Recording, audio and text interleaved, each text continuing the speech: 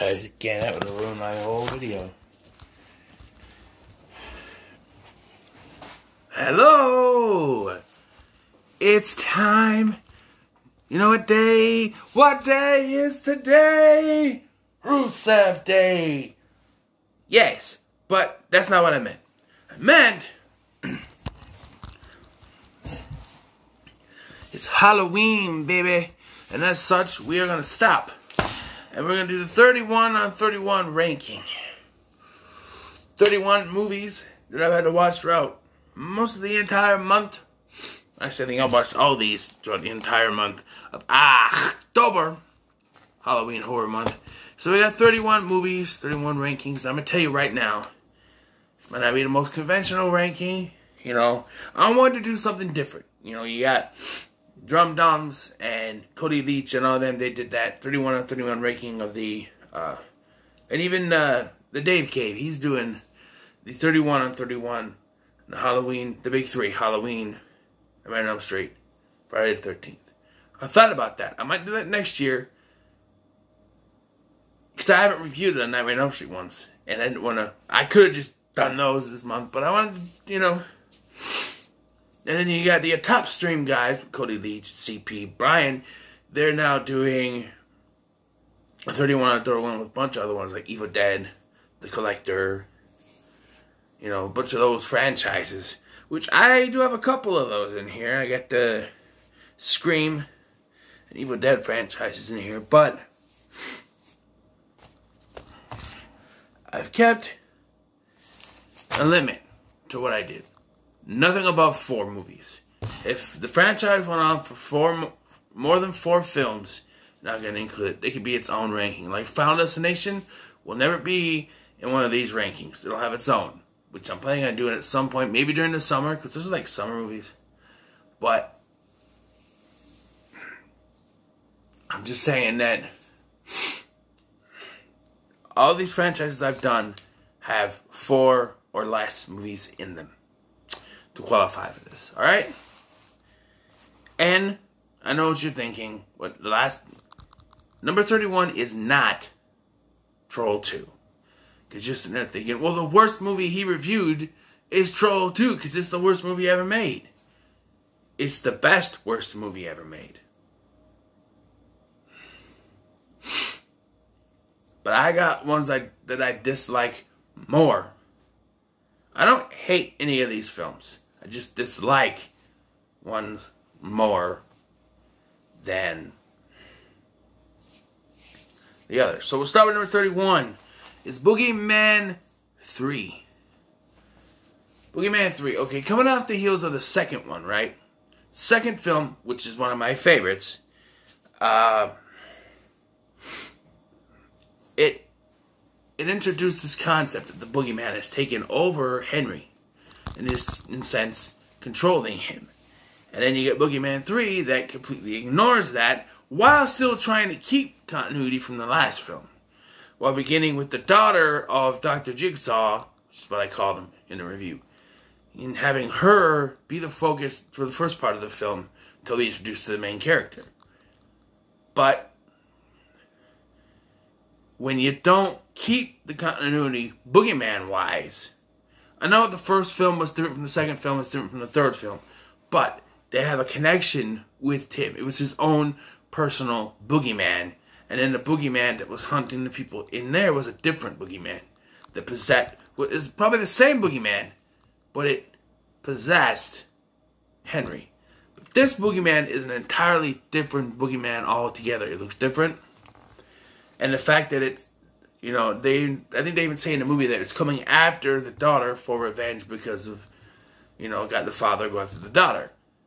But it doesn't make any sense because it doesn't connect, that doesn't connect with the second one. And it's the most frustrating one of all these, which is why it's at the bottom. I gotta keep going, I'm gonna go on forever. Number 30 is The Grudge 3. Now, these aren't unnecessary sequels, these first 3. Well, the next one probably is, but this one, I'm not sure if it needed to exist. I know they left on a cliffhanger at the end of the second one, which is another one of my favorites. I love the twos, I guess. where you have, what's his name, Kevin, left in the hallway with the, grabbing him or whatever, right? And it's just like, yeah, but that could have been it. Okay, you didn't need to continue. Because we could have just assumed that Kayako killed Kevin, and that'd be it. You got everyone else, right? You could have just assumed they killed Kevin. But they continue with this one, The Grudge 3, which, first part of it takes place in a mental asylum until the doctor's killed, and then we strictly follow the people in the building, and it's just boring. It doesn't. In fact, I struggle though which Boogeyman or this Boogeyman 3 or The Grudge 3 I should put at the bottom of the list, because this one is boring, but in the end, the Boogeyman 3 frustrated me more because I love the second one so much that this one get number 30, and I don't think it was really necessary to do. Speaking of unnecessary sequels, number 29 is The Descent Part 2. Guys, the first one was so great that you just do a sequel that undermines the first one. Scratch out that tacked on ending where she's dreaming the whole time and she's back in the cavern. It ends on a perfect note. The original ending. The U.S. release theatrical ending, okay? U.S. theatrical release ending, whatever you want to call it. Where she gets jump scared by what could have been a ghost. Or a spirit or something. But then you continue from that point, and you find out that Juno is still alive. So what was it just a nightmare, a dream, what?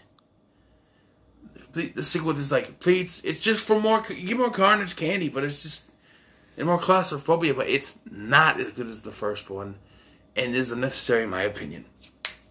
Number 28 is Troll 2. Yes, it is towards the bottom. It's in the bottom 5. And Troll 2, I do get some enjoyment out of it. Not as much as the first one, I realized while watching through, this time. But it's just, this movie is stupid. In the worst way. You got Josh's grandpa showing up. Grandpa Seth showing up in the mirror, telling them that this is their kingdom. Nilbog is their kingdom. Then you got Josh on the street, seeing the Nilbog sign in the rearview mirror, spelling goblin. Goblin, it's goblin spelled backwards. This is their kingdom. Yeah, you were told that. And while one of the greatest movie lines ever is said in this movie, and you're not going to change my mind on that, they're eating her. And then they're going to eat me. Oh my God. I love that line. This movie is just stupid.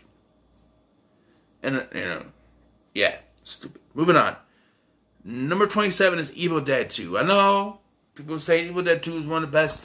To me, it was hokey.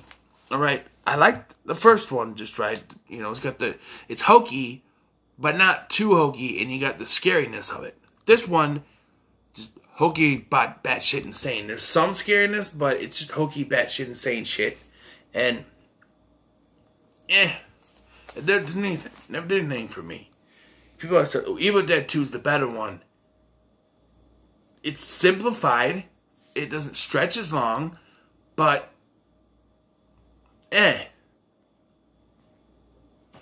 just don't care for it. Number 26 is Joyride 3. Mediocre sequel. Didn't really care for it.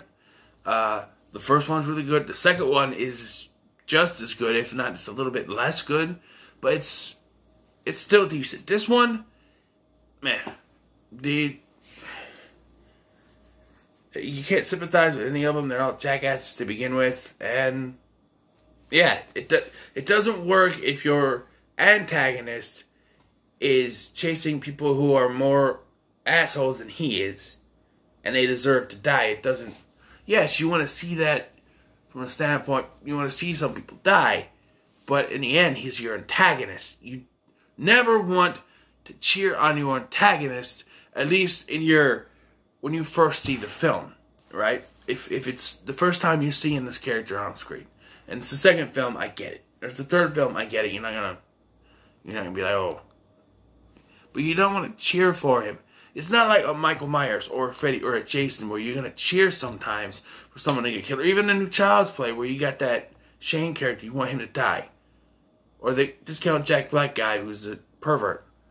You want those characters to die, but you don't want your main characters to die. That's the problem. Jesse Hutch is playing the main character, and these guys are all main characters, and they're assholes, and it doesn't work with this film. Rusty Nail is your antagonist. You don't want to cheer for him killing the main characters. You just want all of them to die. Even by the end, I'm like, oh yeah, 2 survived. I don't really care. Moving on to number 25, Army of Darkness. Like I said, hokey. And this is straight out comedy. And I never really cared for this one. I like the darker Evil Dead movies. The first one, the remake. These two, the Evil Dead 2, this one, they really got me. And that's why it's low on the list, because I just can't. No. The fact that that was Evil Dead 2, I fell asleep watching, but I kind of rewound it a little bit. This one, I just couldn't. It's just, nope. No, don't really care to watch it again. It's okay. It's a decent film in all standards. The ending is good. But it's at the bottom of the list because it's not one of my favorites. Alright? Number 24 is White Noise 2. This one, the next... These next 5 are all second sequels. Like, number 2. Alright, White Noise 2, I absolutely love the first one. And this one is one of those sequels that completely negates the importance of everything the main character did in the first film. Saving those people, saving the woman at the end. The sole thing of the film that he had to do. The final act of his life. He gave his life to do. They write it out in the second film as saying, you know, this Trymere stuff, and she ended up killing people, so it wasn't worth her saving. So his sacrifice was for nothing, and I realize now I should put this lower, but it's still in the lower part of the list. So number 24 is White Noise 2. Number 23 is Joyride 2. Like I said, it's a decent film, but there are some lackluster things, and that one Nick character is an asshole, you know, and Rusty Nail, the inconsistencies that Rusty Nail were in one shot, he has that, over most of the shots, he has that thing in the back of the hair thing, and then there's some shots where he's just gone, and they have like a different stuntman doing it or something. And the fact that Rusty Nail is basically throwing a fit because they took his car. I understand stealing a car, fine. But they gave a note, said they would return it with gas. He had no reason to go after them other than, oh, he's a psycho killer. And then, you know, the reason in the third film was kind of stupid too. They cut him off in the street, so I'm going to kill you. They got mud on my truck, now I got to kill them. Yeah, the first film had a decent reason as to why he was hunting them down and torturing them. They fucked with him. These ones are just little irritating things. You got mud on my truck. You took my car, even though you intend to give it back with a full tank of gas. I'm still gonna kill you. It just doesn't make any sense. Number 22, Lost Boys: The Tribe. Out of all 3 of the Lost Boys films, this one is my least favorite. There's some decent stuff in it, some lines. Who ordered the steak? Yeah, good. And I like Corey. I love Corey Feldman. I like Ted Hilgenbrink, but this movie never does anything for me. And in the end, it's sort of ignored if you consider the continuity of the third film, where he does say he killed Sam. We don't see it, but it looks like he's going to do that.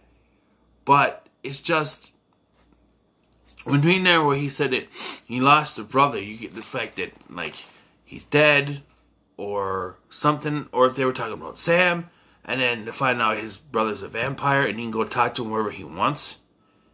This film was kind of just skipped, and the Emerson siblings in this are never mentioned again, despite the fact they could have been some help in the third film. Kind of a, unimportant film in my opinion. Number 21 is Urban Legends Final Cut. I like all three films in the Urban Legends franchise. All right, this one is decent, but it's the of all three of them, it's the one that's trying to be Scream the most. It's trying to point out it's the one that tries to break the fourth wall on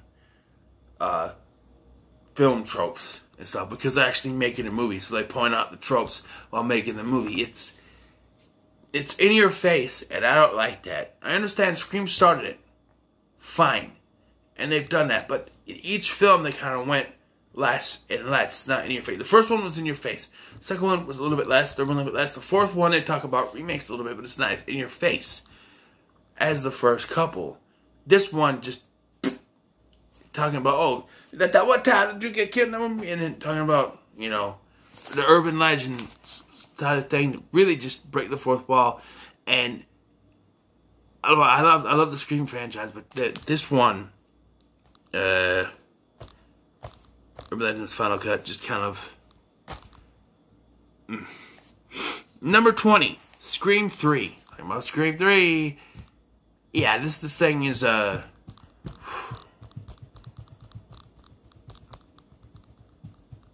it's not. It's the worst of the Scream franchise. I'll tell you that much. I don't hate it. Far from it. I don't like it, but I don't hate it. It's just there. The Roman twist when I first saw it, yeah, I was like, whoa.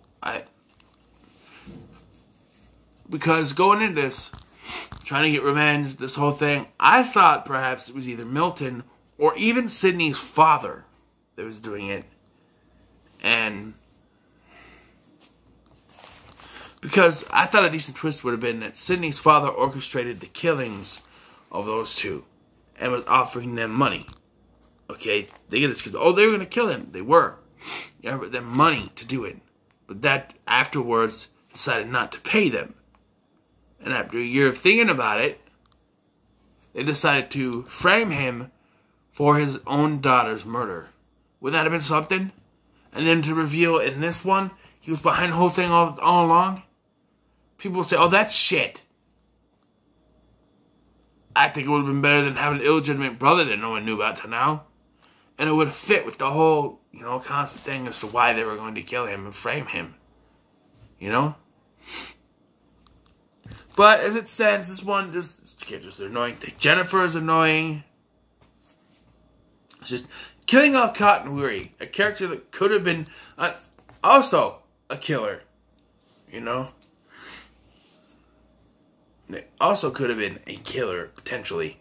You just kill him out at the beginning and throw in Roman, who no one's ever seen before. Moving on to number 19, Lost Boys: The Thirst. It's better than the second film. I like how they get like a team together to take on they're definitely trying to end this while also setting up a sequel that is never going to happen. But we actually focus on Corey Feldman in this, where Corey Feldman was a side character in the original, but he still had some focus. And when you get to the second film, you're focusing on these two characters, the Emerson siblings. We never met before. We don't know them. They could be related to the main characters from the first film because they have the last name Emerson, but it's never revealed. You get the sense, that's another thing. You get the sense that maybe their parents were Michael and Star, but then this film mentions Michael, Star, and Lanny all still being alive, but having nothing to do with Edgar after he killed Sam. So does that negate that in the second film? That's what I'm saying.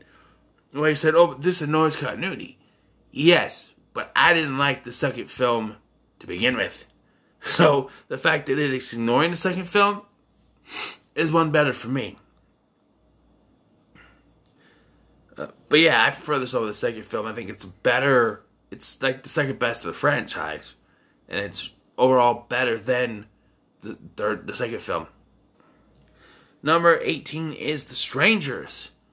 This kind of film gives you the heebie-jeebies, especially if you live alone like I do, and you're watching it. Like I said, the first time I watched it, I had to get up and go to lock my door as soon as I started watching it, because it really just, it got me. Just as soon as I saw that the baghead guy standing in the background, I'm like, I'm just gonna go lock my door now.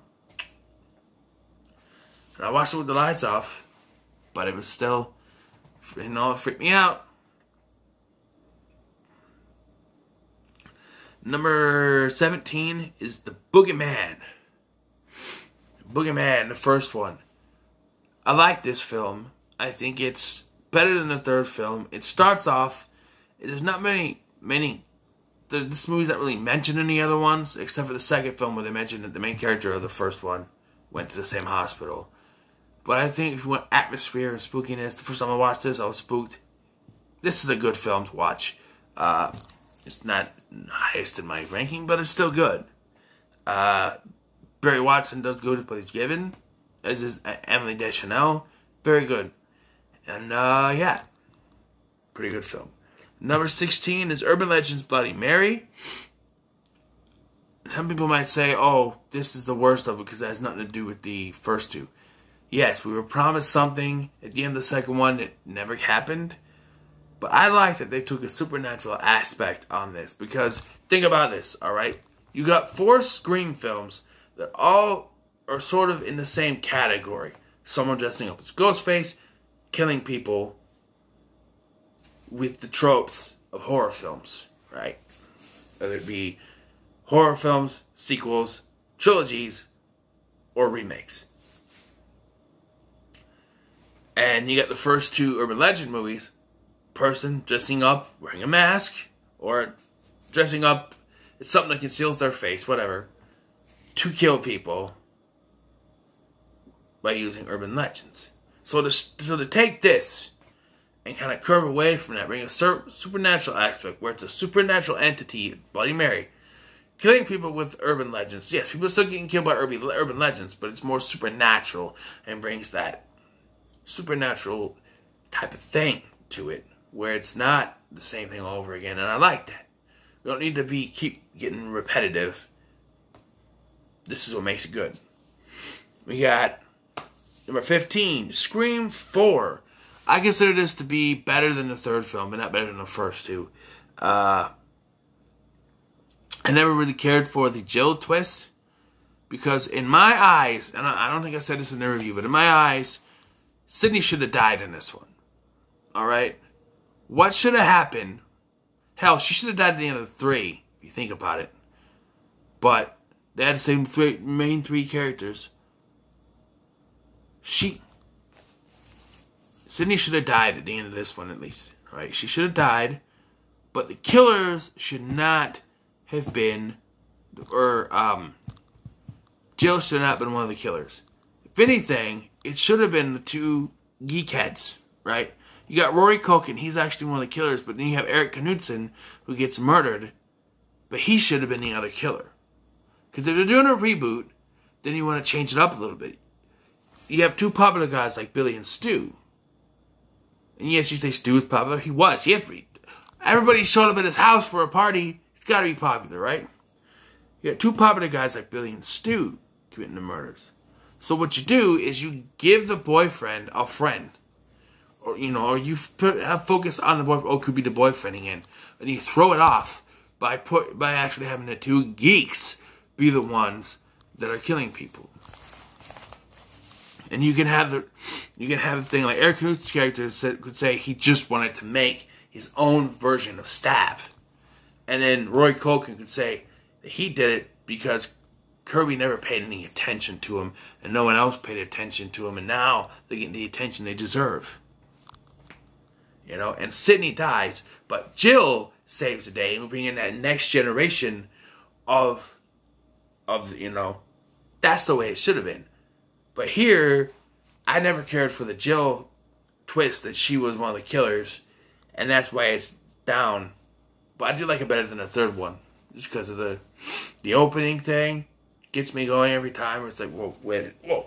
Oh, okay. This, it's stab 6. Oh, stab 7. Okay. This is another one, is it? Okay, it's the actual opening. Yeah. And yes, you had some people who went on stars in the first few. You had, the first one had Drew Barrymore. The second one had Omar Epps and Jada Pinkett Smith. The third one had Cotton Weary, Liv Schreiber. This one, you have a bunch of up-and-comers, but they're not well known. But it works because of what they do with it. But, yeah, I've said too much on this. But, yeah, it's at number 15 because of the twist, or a little bit higher, I think. Number 14 is the original Evil Dead. I think it's a decent horror film. Ash is not Ash in this. And I know you're like, well, then why did you put the other two below it? Well, because they're hokey. This one is a straight-up horror film. And yes, a guy like Ashley, at this point, would be scared out of his ass. Or out of his mind. I don't know. His ass would be scared out of his mind. And that's why, it's the realism. It's a straight-up horror flick. It's got realism and not hokiness like the other two. And that's why it's number 14. It's good. Number 13 is Scream 2. Now, Scream 2 sometimes better than the first Scream. But coming up with this list, I'm like, do I actually think it's better than the first Scream? No. I sometimes like it better. But there's one thing about this film that drags it down for me, and that's Randy's death. Randy did not need to die at all in any of these. If anything, Sidney and Randy should have been the last two standing, and by Scream 4, Randy should have been holding Sid's dead body in his arms by the end. Should Randy have died? No. Should they have killed off Gale and Dewey at some point? Yes. Sidney and Randy should have been the last two survivors. I think Dewey should have been killed off in Scream 2. Then reveal that Gale was pregnant. So what they should have done with Scream 2 would have been that their sex scene gets erupted. Wait to do the interruption thing until after they get done. They get done, they start doing it, cuts to something Sidney's doing, cuts back, they're done, they're putting their clothes back on, and then it pops up on the screen. Then you can have the third one come on that she got pregnant, she now has a baby, Gale, and she's had to come to the realization that she can't be this mean bitch like she used to be. Character growth for Gale. Then she gets killed in Scream 3. And Sidney then takes care of the baby. You then have Scream 4 deal with the now teenage daughter of Gale and Dewey. The fact that they have no children by this point really confuses the hell out of me that they don't have any children by Scream 4. Really confusing. But you have the daughter, or child, daughter, son, probably daughter. And you can even make her Jill. Okay? You don't need to bring in a cousin thing. She could be the one. And then you have, Randy's this friend that comes to visit once in a while. And it's Randy coming back to Springwood that jumpstarts this whole thing. Because they want to, it's just an idea. It's supposed to be a ranking, not conspiracy, not theories, but it's just an idea. You could have, where the hell was I? Yeah, Scream 2 is number 13. It's a decent film. Randy's death is the one thing that drags it down for me.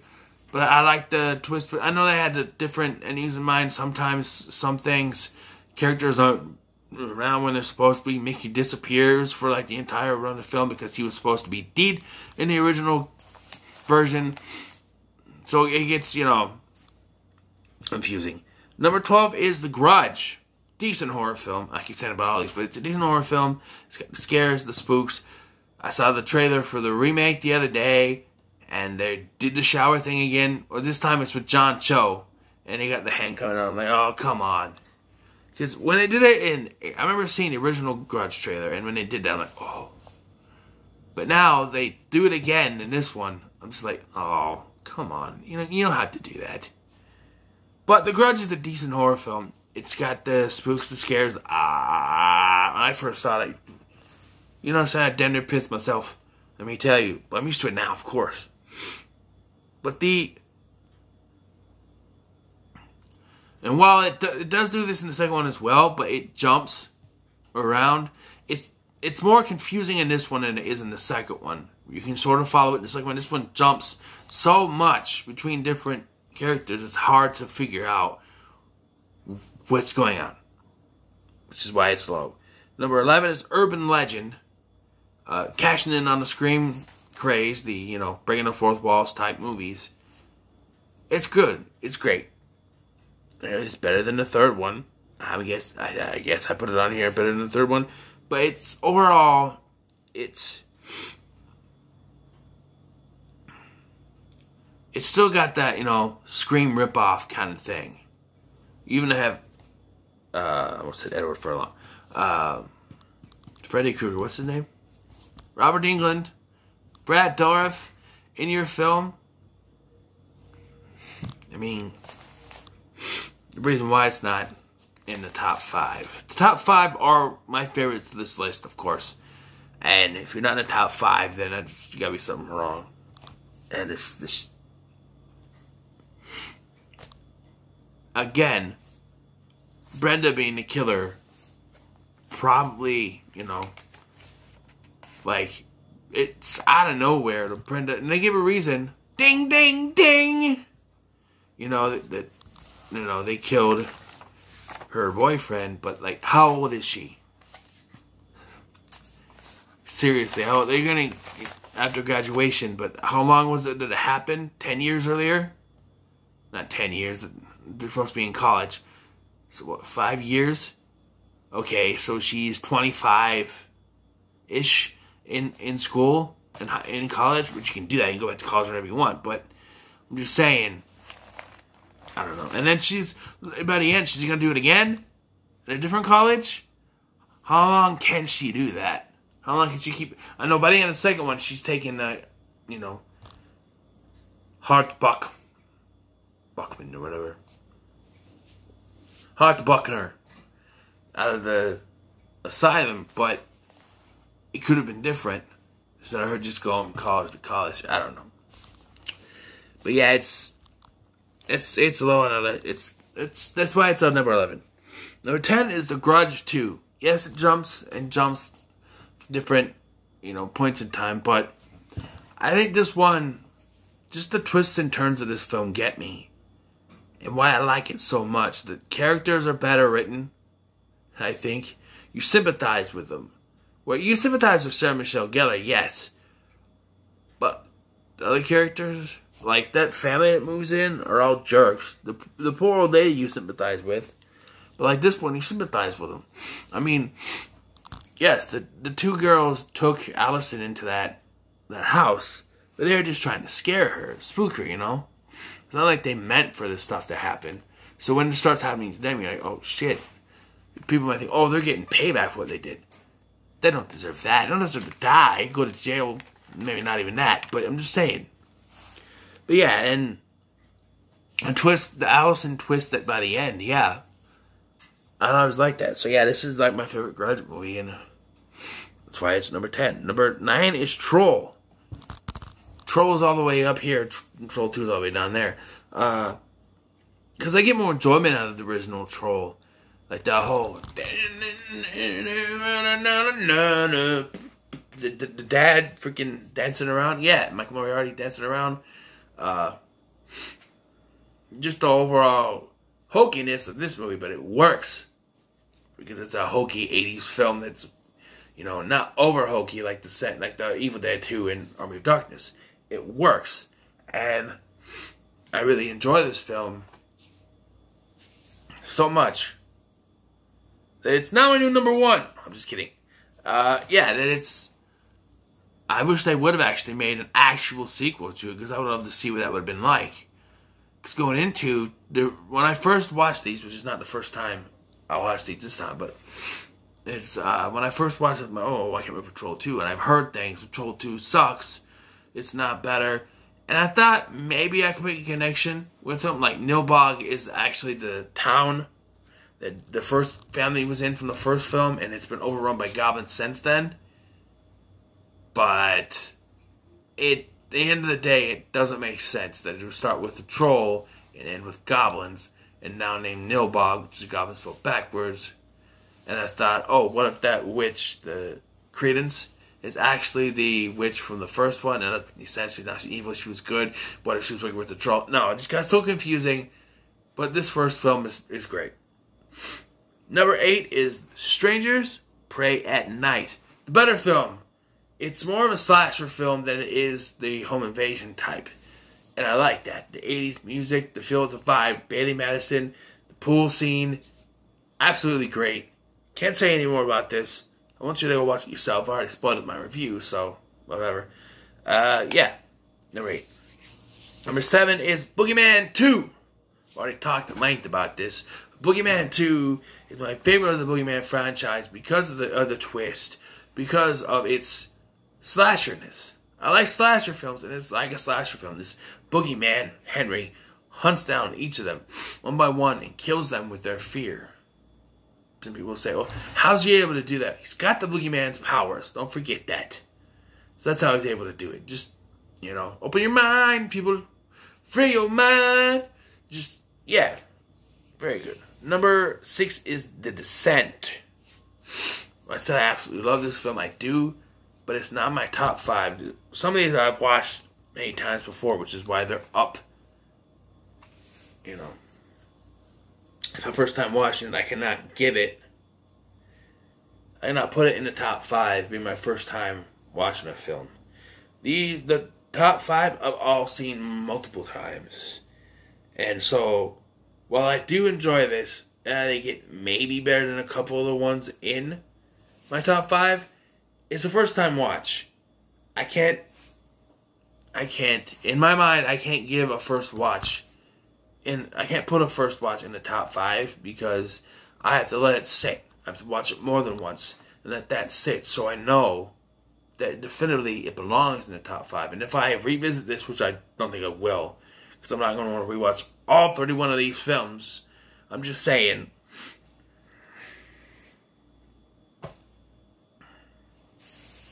I can do a 31 on 31 revisit of the top 5 and be like, I got a new top 5 now, or whatever. But I don't know if I ever will do that. I'm just saying, it's the first time watch and I can't just shove it in the top 5 just because I gotta sit with it. So that's number 6. Number 5 is White Noise. One of Michael Keaton's best films, bar none. The suspense is great. The atmosphere they build around it. And this, I usually watch this one, the one back to back. Disregard the sequel. You don't need to see the second one. This one ends definitively with Michael Keaton being a hero. Second one totally dismisses that, and I hate that, which is why it was low on the list. It was down here at number 24. But yeah, very good, and I like the way they use the technology. I like the whole, the whole concept of there's an afterlife. You know what I mean? So yeah, number 5, White Noise. Number 4, Joyride. Candy Cane. One of my favorite films to watch around this time of year too is Joyride, because it just, the fact that they played an innocent prank on someone and they had no idea. You can sympathize with these characters. They had no idea, especially Veta, because she wasn't even involved and she gets dragged into it.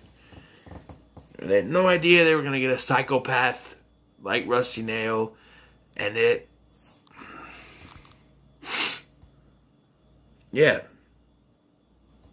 you can sympathize with him, which is the most you can sympathize with is the first film. Afterwards, you can sort of sympathize with him in the second one, like I said, and then the third one, you don't really want to. And like I said, Rusty Nail actually has a reason to go after them in this one.